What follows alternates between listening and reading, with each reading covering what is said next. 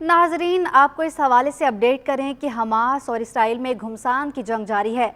Hamas के Askari wing अल-कसाम brigades और Israeli फ़ौज के दरमियान गजा शहर के इर्द गिर्द शदीद झड़पें जारी हैं और हमास ने इसराइल को नाको चने चबवा दिए हैं।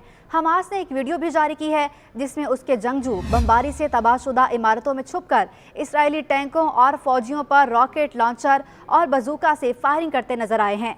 हमास की जानिब से इसराइली टैंकों पर हमले में मुतादिद इसराइली फौजी हलाक और कई टैंक तबाह हो चुके हैं। इसराइली फ़ौज अपना पूरा जोर लगाने के बावजूद हमास को नुकसान पहुंचाने में नाकाम नजर आती है। उधर हमास और इसराइल में महदूद वक्फे के लिए जंग बंदी पर भी गौर किया जा रहा है और इसराइल हमास की जानिब से यरगमाल बनाए गए कैदियों के बदले जंग बंदी पर गौर किया जा रहा है। इसराइल और हमास के अल-कसाम ब्रिगेड के दरमियान 5 रोज़ा जंगबंदी के बदले यरगमाल ख़वातीन और बच्चों की रहाई पर आमादगी जाहिर की जा रही है। इसराइल की जानिब से कैदियों की रहाई के बदले जंगबंदी की बातों के बाद हमास के रहनुमा अबू उबैदा ने ऑडियो पैगाम जारी करते हुए कहा कि गजा में 5 दिन जंगबंदी के बदले 70 यरगमाली ख़वातीन और बच्चों को रिहा करने पर तैयार हैं। कतरी सालसियों को बता दिया है कि यरगमालियों की रहाई की सूरत में हर इंसानी इमदाद की इजाज़त होनी चाहिए। इससे कबल अपने पैगाम में अल-कसाम ब्रिगेड्स के तर्जुमान का कहना था कि उनके जंगजू ज़ेरे ज़मीन, ज़मीन पर और मलबे के नीचे से हमले करके दुश्मन को सरप्राइज़ दे रहे हैं।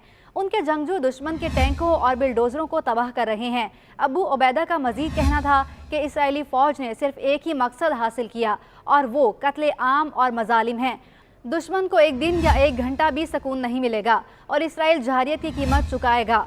उधर गजा में इसराइली बर्बरियत जारी है। शुमाली मगरबी किनारे के शहर तलकरम के अतराफ में इसराइली फोर्सेस की शदीद बमबारी में 5 नहत्ते फ़लस्तीनी शहरी जाँ बहक हो गए। ताबीत में अस्पताल के सरबराह के मुताबिक 21 से 29 साल की उम्र के 5 फ़लस्तीनी मर्द इसराइली फ़ौज की जानिब से शहर में एक ऑपरेशन के दौरान बमबारी में जाँ बहक हो गया। इसराइल की जानिब से अक़वाम मुत्तहिदा के मराकज़ को भी निशाना बनाया जा रहा है।